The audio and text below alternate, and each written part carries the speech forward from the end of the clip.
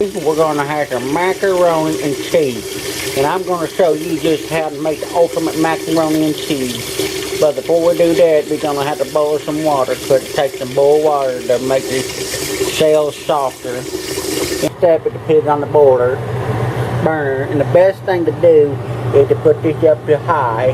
So you want it to boil as quick as you can. Because you can always lower it. But anyways, you want to have a good clean lid and good pot. And this is a big size pot. Now, your next step is after it's been boiling, it's boiling enough. Now to add the macaroni, the shell noodles.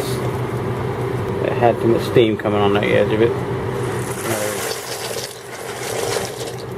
Now you can let these, give them a good stir. And we'll let them set and come back in a minute and let them soften up. After we got all the water drained, we're going to put it back into the pot.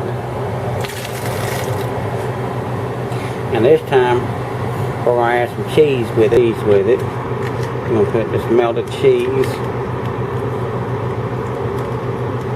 right into the pan, squeeze it all in there.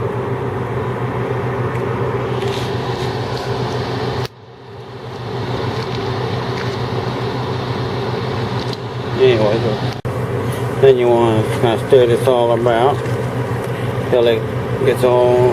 First thing you want to add to it, you want to add some cream and cheese, and you want to kind of get that melted in there, real good like. You want some good old sour cream. That's about like that much right there. You don't want to overwhelm it with it. Enough in there to give it a kick to it. And you want to take that same spoon and you want to some Parmesan cheese, good helping of it, don't be stingy. Okay, call that good. And then you want some Kraft cheese right here. Sprinkle that all in there. We're going to put this in the microwave when we're done with this. That'd be enough right there.